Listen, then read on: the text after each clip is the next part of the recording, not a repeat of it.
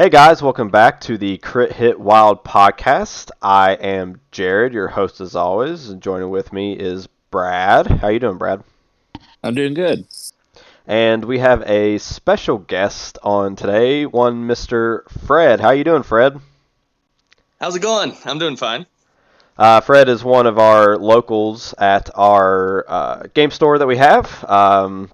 Very, very fun gentleman to play against. So before we actually get into the podcast proper, why don't you tell us a little bit about yourself, Fred, kind of your gaming history and what got you into MCP?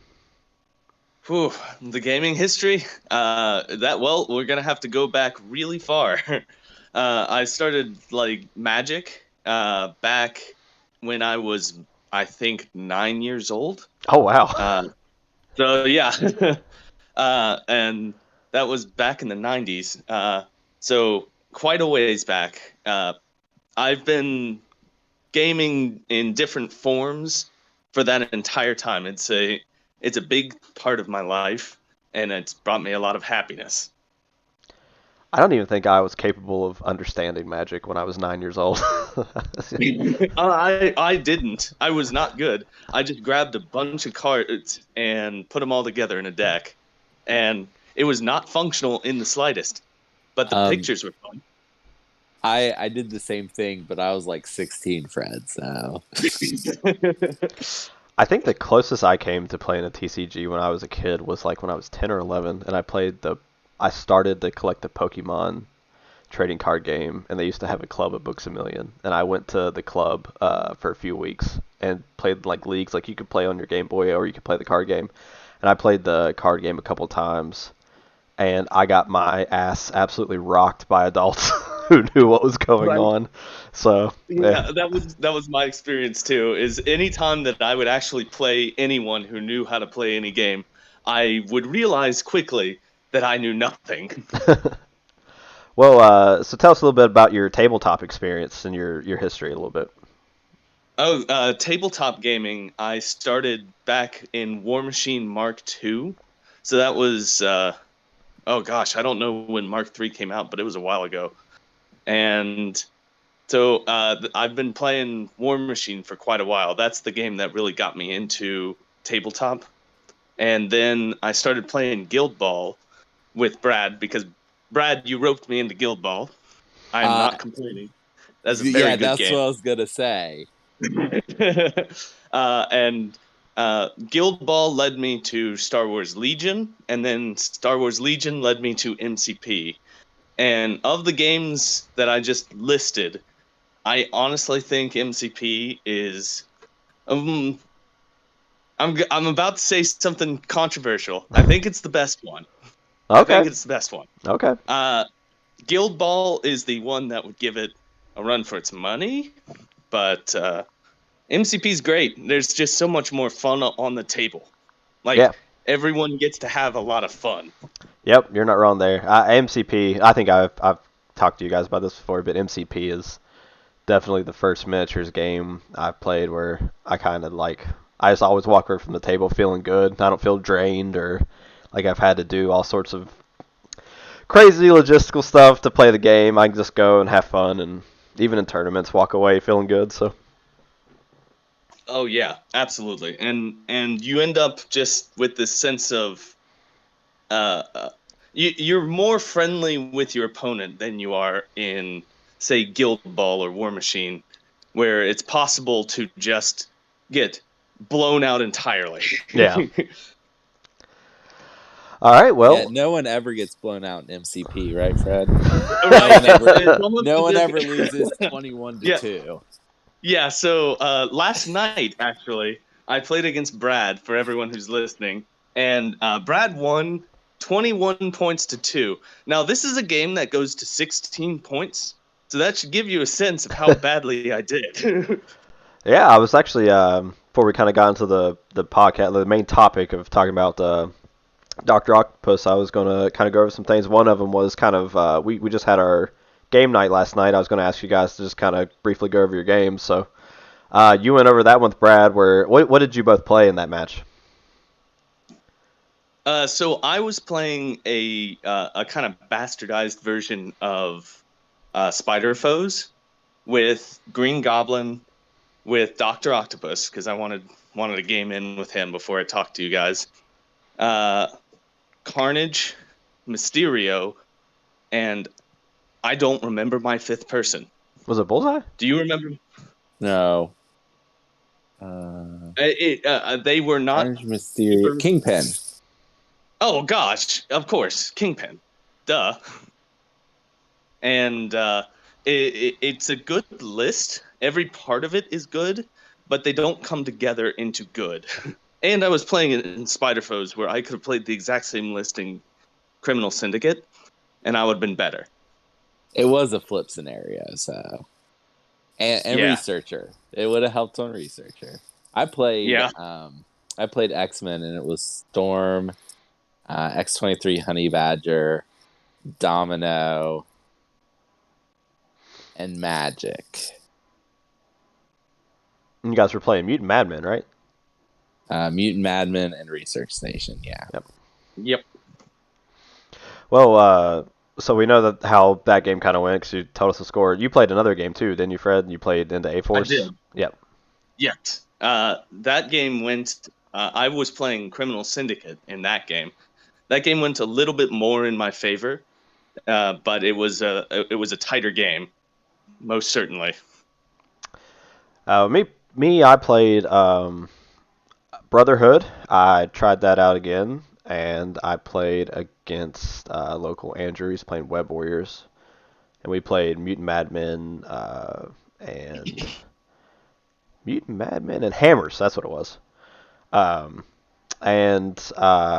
I played a beefier Magneto list. I think I had Magneto, Juggernaut, Mystique, and Rogue. And it went pretty good. I think I ended up winning. I don't remember what the final score was because we could kind of see it was going toward my favor in the third or fourth round, I think. And so we ended up calling it. But I think the score was probably going to be something like 16 or 17 to 13 or something like that. So went pretty good. Turns out, a lot like you Asteroid M Magneto a lot, but sometimes Asteroid M and Rogue across the table can also be real good. So Asteroid M grosses me out, and I think it's disgusting. It's such a and good, you people should be ashamed of yourselves. Such a good card. I love it so much. All right, well, news and announcements. I believe that Shadowlands Daredevil and Elektra should be dropping this week. I think this week is this week the official release, or was it last week? Yes. No, I have one. I own them, so if they're not out yet, then I have done something illegal. Yeah, our shop was fortunate enough to get ours in yesterday when we were at game night, and the guy who was running the shop for us was nice enough to key them in and let us get them. So pretty excited. I personally picked up Nick Fury. I didn't pick up the Daredevil and Elektra box yet. I think Brad, you picked up Elektra and Daredevil, but not Nick Fury, right? Is not Nick Fury. I got the sprues sitting next to me. That's my next hobby project. Oh, nice. Well, that kind of we'll go into the hobby talk because we know what you're doing, but I don't think AMG has put out anything else. I know that those two releases are now this week. So when you're listening to this, they should have technically released Friday. Did you have anything that you wanted to talk about for Cerebro? Do you have anything going on? No, I'm working on some stuff in the background, but it's not stuff I know for sure is going to work. So I'm not going to talk about it until I get it working. Fair enough. One thing, we are trying to record our gameplay videos for the Crit Hit Wild YouTube channel. We are going to try to record those at a kind of different time. So it might be a slight lapse from when we can get some videos up. But we're going to try to record at better times in the shops a little bit later whenever people aren't in there to kind of cut down on some of the audio background noise. And then we're also looking into maybe some different audio options whenever we're recording just to try to limit some of the loud background noise that we have sometimes whenever when our play space. So just know that we're working on that. Hopefully we can make that a little bit better for you guys who stick around and watch the game. So last announcement, I think we have a tournament at the Lost Legion Games and Comics shop in South Charleston, West Virginia. And that is next Saturday, which the date is 16th. the 16th. So when you're listening to this, it's 1 week if you're listening on Saturday. Oh, shit. So on the 16th, we have our tournament there. So if you're a local and you're listening, be sure to try to show up. And if you're not a local and listening and you're near the Charleston area, feel free to come down and get a game in. What time are you doing Dice Off, Brad? Noon. So At check in as early as 11. Roll at noon. Okay. Yeah, if you're interested in that, come on down. Moving on to hobby talk. I am still just working on getting some of my Brotherhood painted. I've played a couple games now with them. I think I mentioned it. I'm on one of the gameplay videos. It's Brotherhood versus A-Force, and that was my first game with them, and I enjoyed them a lot. I know on another cast I said I was going to be all Avengers and Criminal Syndicate in 2022, but it looks like it might be Avengers Brotherhood because I had a lot of fun with them. So I am open to any kind of list ideas. So if you guys are listening to the podcast, feel free to email us, or if you're watching this on YouTube, feel free to comment below and kind of give me different rosters that you guys are working with so I can try out different stuff and kind of learn them. But yeah, painting and putting together my Brotherhood list is pretty much what I'm working on. I guess you're working on Daredevil Lecture, Brad? Yeah, I'm going to get them put together. I might even play them on Wednesday. I have a list. I showed you that list. I enjoyed it. I think that list does not have Kingpin in it. That's fine. Like I think if you're playing Shadowlands Daredevil, like I really, really, really like that list. It's a good list. I think no Kingpin makes me want to just throw up. What are you talking about? This is madness. I mean, if he has Kingpin, I think that's like a really good roster that he's got. But and it's really easy to fit him in. I'm just being stubborn. Yeah, you're just being difficult. Classic. Killmonger with him, I think it's just going to be so gross. Like I think that he's really, really, really good. Especially in Shadowlands Daredevil. But are you doing any hobby stuff, Fred? Not at the moment. I've never been very good at painting. That has not been my strong suit. All of you know this. And right now, my free time is eaten up pretty much by Elden Ring. So yeah, that's fair. That's my defense. Put your Juggernaut together. Yeah, I have no excuse. I need to build these. I haven't built my Juggernaut. I haven't built. I plan on building Shadowlands Daredevil as soon as possible, but he is not constructed yet. I mean, Brad, you have the sprues right there. How many pieces is Shadowland Daredevil? It can't be that much. He seemed pretty easy. 2, 4, 6, 8. He has 8 pieces, counting the little wall he's standing on. That's my gosh, 8 pieces. Nothing. My time. I don't have time. I don't know how you have time to do this. 2 arms, 2 legs, 2 torso, a head, and the base. It's too many arms and legs. Now, you also want to put together these ninjas, and let me just find the highest number on here. There's a 17, so there's a 20. I bet those are a pain in the ass to put together. They look very. It looks like 20 is the biggest number on here. Whew. Wow, that is this company showing off their ability to model. Yeah, those models do look really, really cool. Like those. I mean, that's why I bought this thing. Yeah. I don't know if we've talked about it, but a lot of these models look so good. They're just so cool.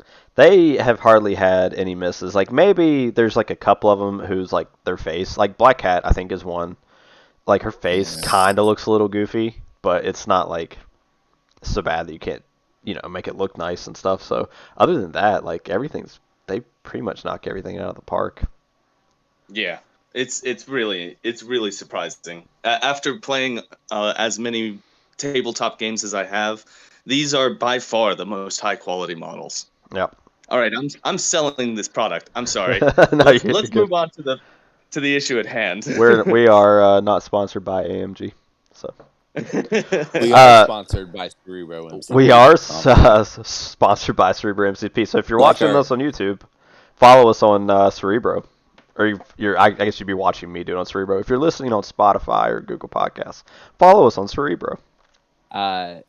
We are sponsored just like our sister podcast, Journey Through Limbo.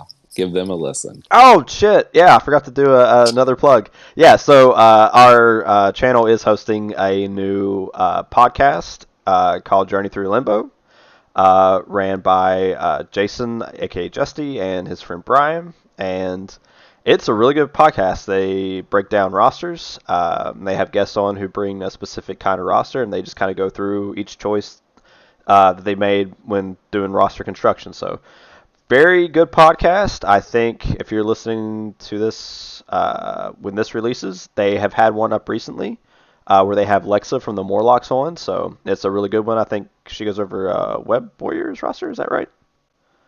A pretty interesting Web Warriors roster. Yep. So. And they're having another podcaster on the next episode, I believe. Yeah, I think Will from. Let's not say who. Will Schick. Yeah. Edit point. Nah, Brandon's not going to edit any of this. No, he's not. He's too busy. You guys. We're giving him way too short of notice. Yeah. You guys are just going to have to listen to the next episode of Journey Through Limbo to find out who the special guest is. So. Don't tell him I did that.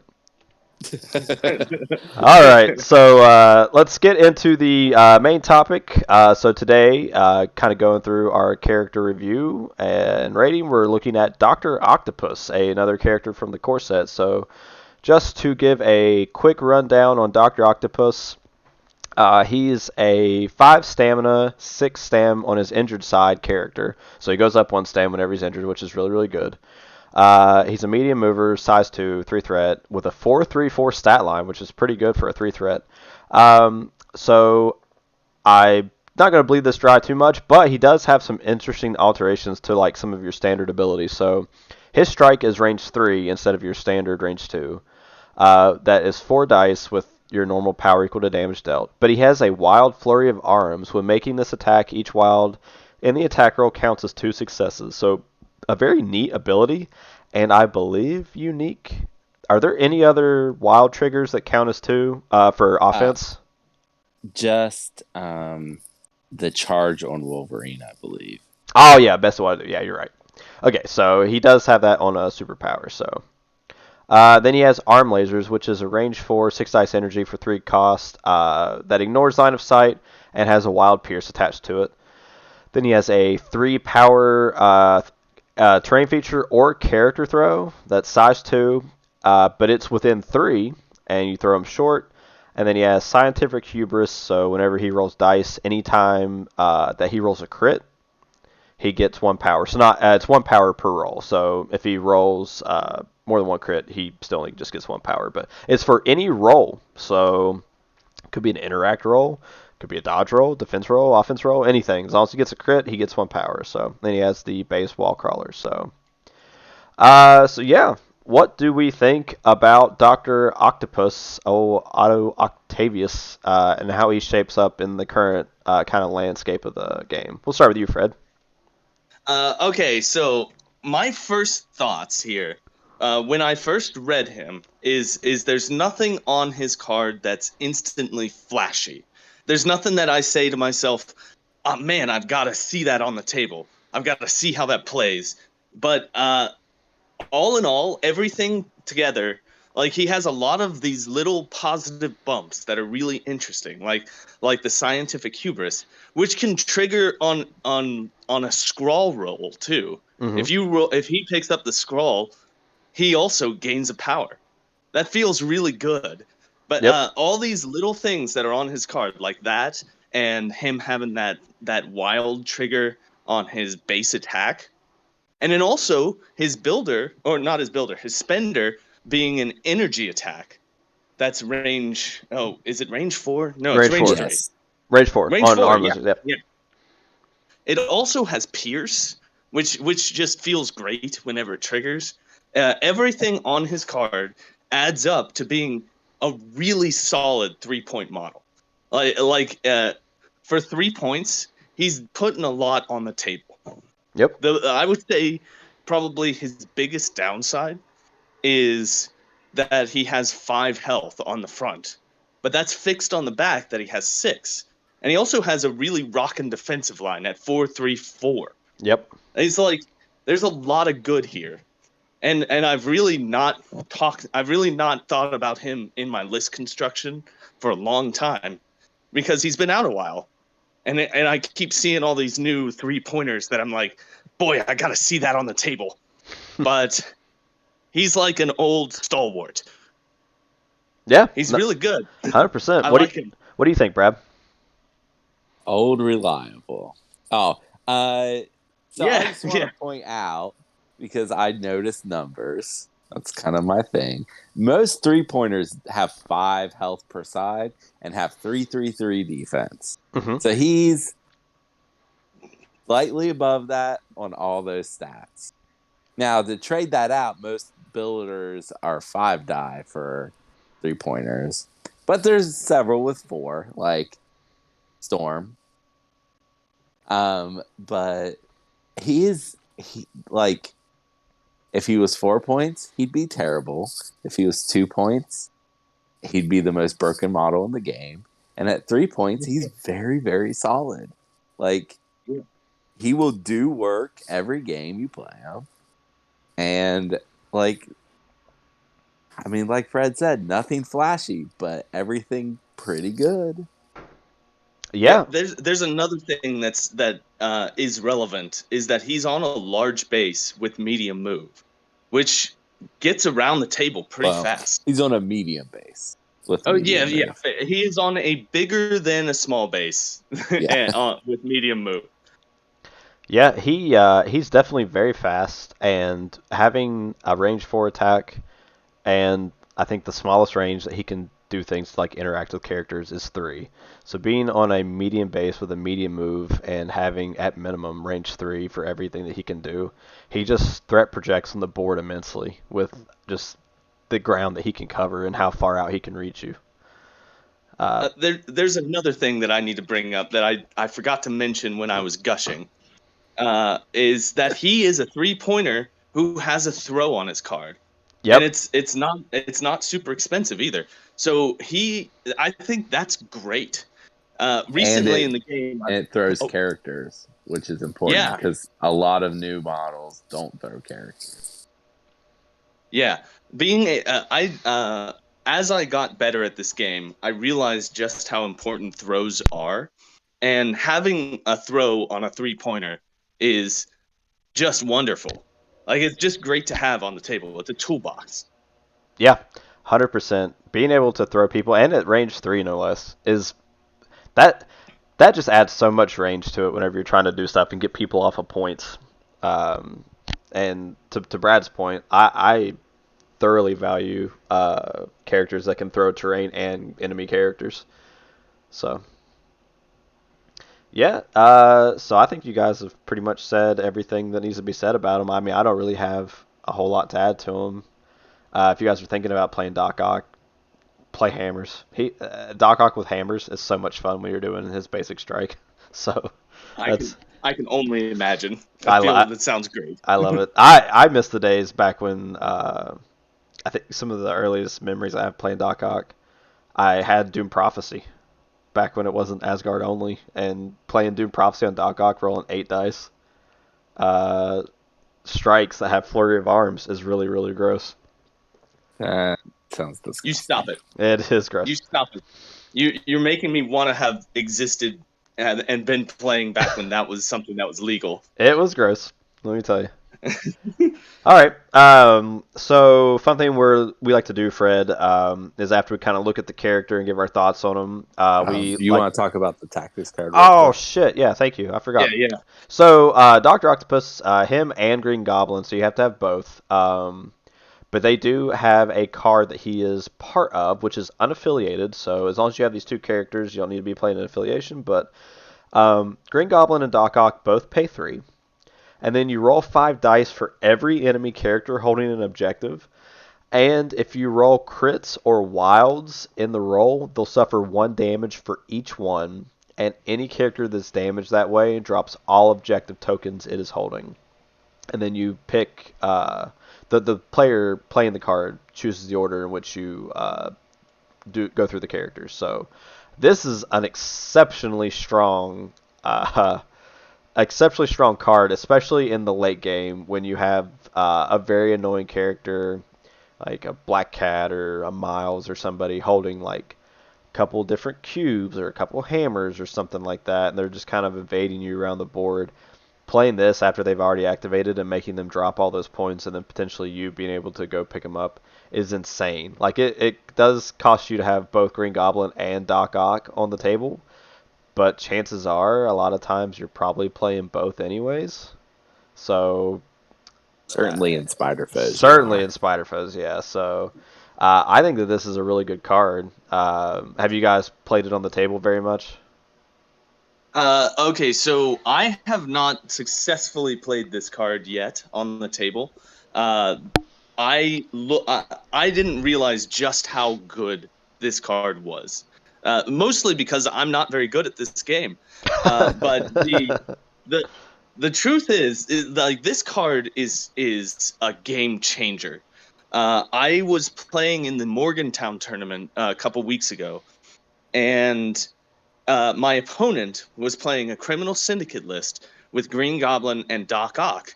And I was surprised when I saw Doc Ock on the table. I was like, what is he offering that you couldn't find someone better in Criminal Syndicate? And then he played this card. And we were playing cubes. And so I at the when he played this card, I had 3 cubes on 3 different models. I suffered that round. It was a suffering round, and it absolutely turned the tide of that battle. Like he won pretty hard because he won pretty hard because he played better than me, but he also won pretty hard because he used this card exceptionally well, and that was it totally opened my eyes to the power of what this card can do. Yeah, it's true that you don't see. Sometimes you don't really even see Green Goblin taken in CS, but I can imagine with Ock and him in CS, that's a lot of like real swingy turns you can have with this paired with All According to Plan. You can really those 2 cards can really swing games for you, and having both of them is really good. So. Have you played this card very much, Brad? I don't think you have. Right? No, I've only played Spider-Foes, which is where I would be playing those 2 together, a couple times when they first came out. I am a big fan of this card in theory, though. Like I think it is a really cool, really good effect. Yeah, I think if you are playing Spider-Foes, maybe if you're playing CS and you have some cheeky stuff like that you want to do, I think that if you're playing Spider-Foes, this is probably almost always included in the roster. And it's probably makes the table most of the time because Doc Ock is he's a quality 3-threat, especially in Spider-Foes. So. All right. So yeah, fun thing that we've been doing is rating these characters as to how well we think they do in the current meta. So I think we changed the scale either last episode or the episode before because we do have some characters fast approaching that are just, I believe, a slight cut above the rest. So the tier is now S through F is what we're kind of running. So we'll start with you this time, Brad. Where do you think you would place Doc Ock on the scale? Very solid, reliable B. Okay, I like it. What about you, Fred? Where would you put him? Okay, I think that the logical side of me says that he should be a B. I think that Brad is correct, but my heart, it's screaming that he's an A. Okay. And the reason why I'm saying that is because I think that along with this tactics card, he is filling a 3-point role that there's not a whole lot else. I mean, there are other models that fill 3 points in Spider-Foes, but not in the same way that he does. When I'm thinking about Spider Foe's 3-pointers, I can't. I mean, he's gonna be near the top of my list of people to include in the list. Yep. So does that? I'm gonna go with Brad. I'm gonna rescind what I said earlier. I think he's a B, because if I say he's an A, that means that the only thing above him is S, and I don't think he's. I think that there's enough of a gap between him and S tier.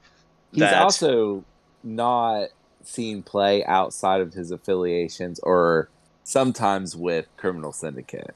So I think, right. if he was good enough to see play, and if I was considering him for my X-Men list, then I'd probably put him up at an A. But That's fair, and yeah. I guess I've talked myself out of the A tier, so I'm gonna put him in B along with Brad. Okay. I think I'm going to kind of echo just what you guys say. I think that he's just a solid B character. But I do think if you play him like when he's played within his affiliation, I think that he's probably more like a B plus. Like he's just within his own affiliation. I think that he really really shines, and then especially with this tactics card, I think in the grand like scale of the game, I think he's just a solid B. And then when you're playing him within affiliation, I think he's up to a B plus. So old Doc Ock right around a B. Very good character, very good 3-cost character. So if you guys are looking to play him, we're going to give you just a couple suggestions on where you can start, maybe if you're a little bit newer to the game. So I'll kind of let you take over, Fred. What have you kind of brought as the starting point if somebody's looking to play Doc Ock and build a roster with him in it? All right, if someone is looking to play Doc Ock, I brought a little bit of an edge case, and that is what was brought against me, where I want to bring him in Criminal Syndicate. Okay. With Kingpin as the leader. And my thinking here is that Criminal Syndicate likes to play the objectives. And the one thing that they do great, they do secures wonderfully, but the other objectives we struggle with sometimes because it's tougher to nail them down. What he brings, if you bring both Green Goblin, who is affiliated with Criminal Syndicate, and him, you can play that tactics card, and it's going to be a great turn for you. You suddenly have access to grabbing all of those objectives that your opponent is holding, and you get to do damage to all of their people who are holding objectives. It's really a great combination. Okay. So what you think maybe would be like the first 3 or 4 characters that you would do as kind of like a building block for playing CS? Well, with Doc. All right, my building block here is starting with Kingpin, because every good CS list starts with Kingpin right now. In the very near future, that's going to change. But the next character I would bring is Green Goblin, and then Doc Ock. And if you want me to keep going, I'm gonna add a fourth, and that fourth is Black Cat. Okay. And like those 4 right there are. There's just so many options that you've got on playing the objectives, playing the scenario.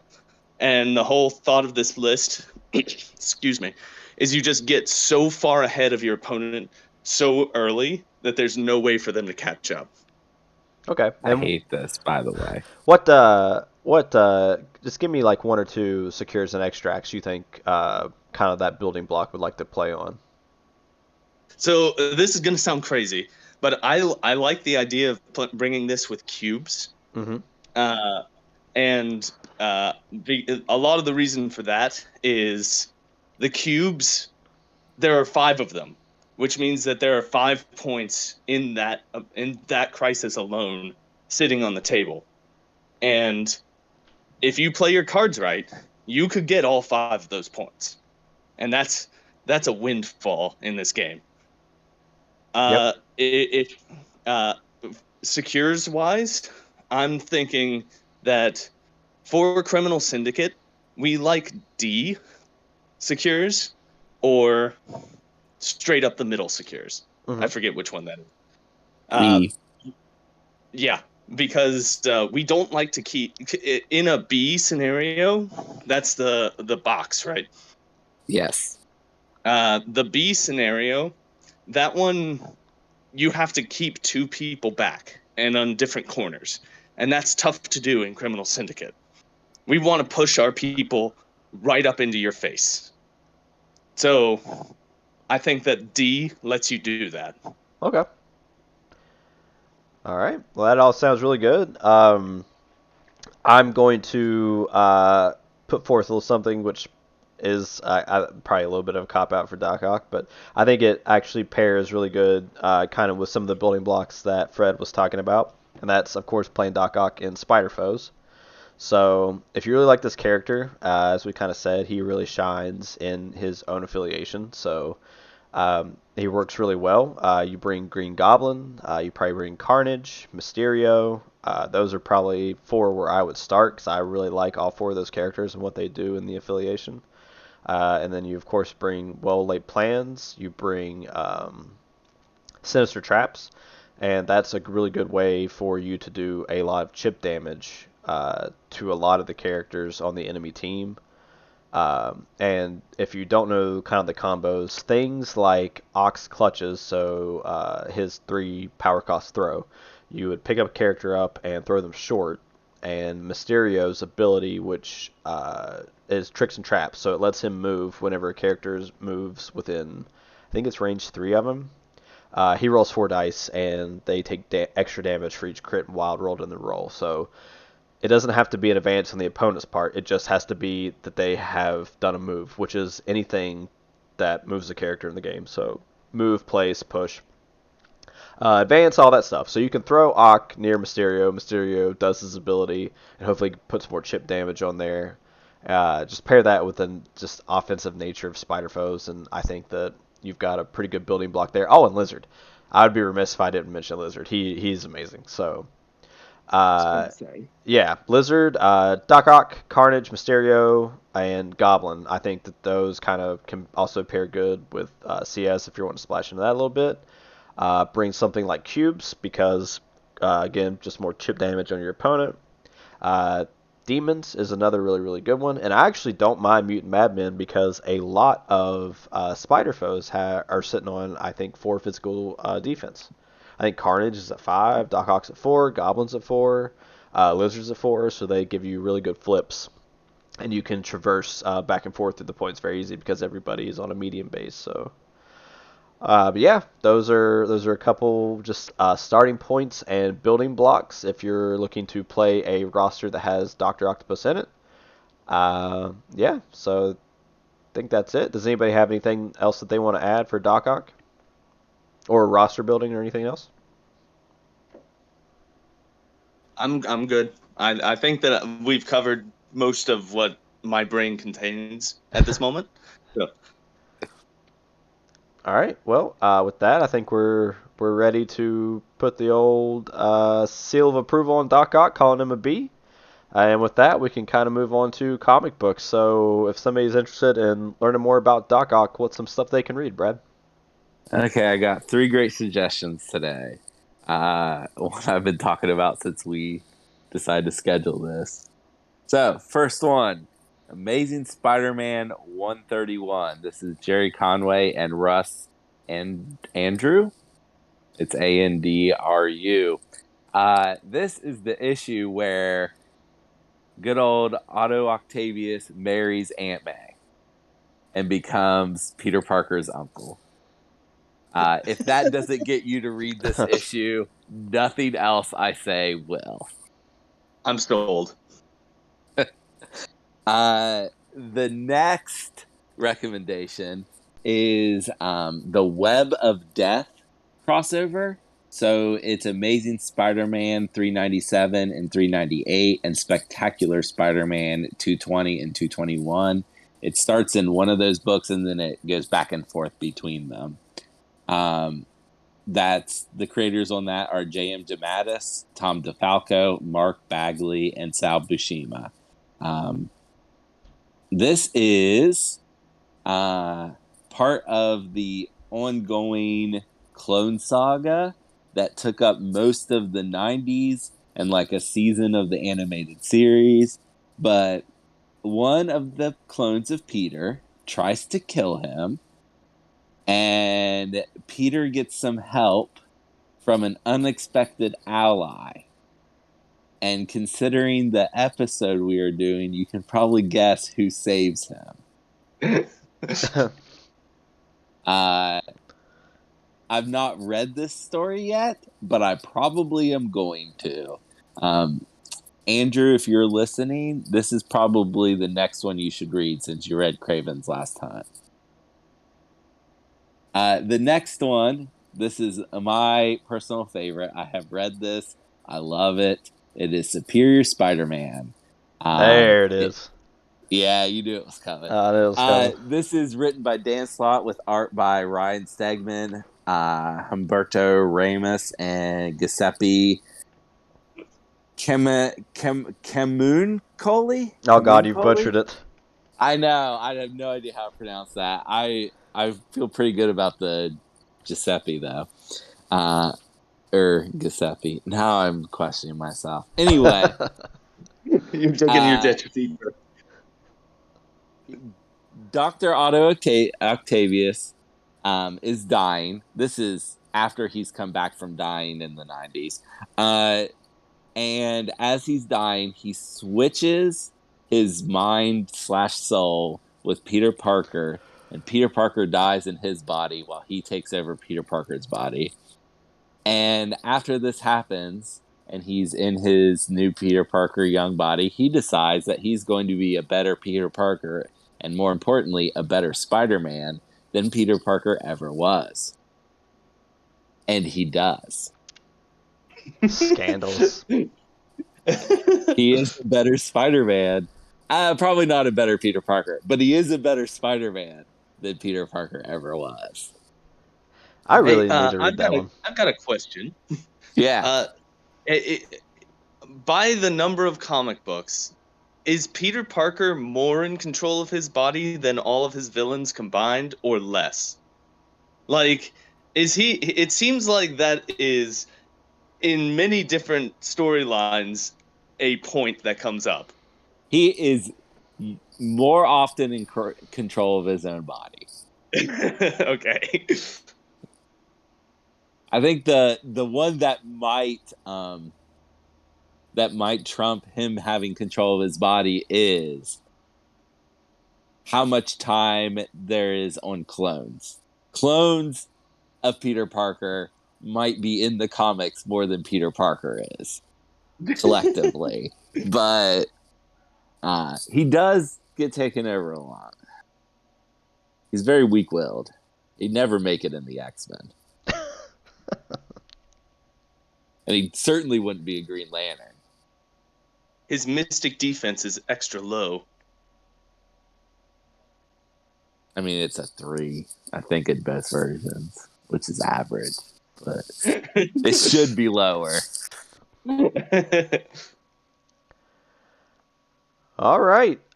So I think that wraps us up for another podcast. Fred, thank you so much for joining us. It was a blast talking to you. Yeah, this was fun. I want to do more. Yeah, we'll have you on again. We'd love to have you on more. So if you guys at home, thank you very much for giving us a listen if you made it this far. Please make sure if you're watching this on YouTube to also check us out on Spotify and Google Podcasts. If you're wanting to maybe listen to us on your commute instead of watching us on YouTube. Be sure to check out our gameplay videos and give us a like and a subscribe and a share. So until next week, we'll see you guys in the next one. Take care, guys. Bye. I almost said have fun. Have fun, everyone. Have fun, everyone.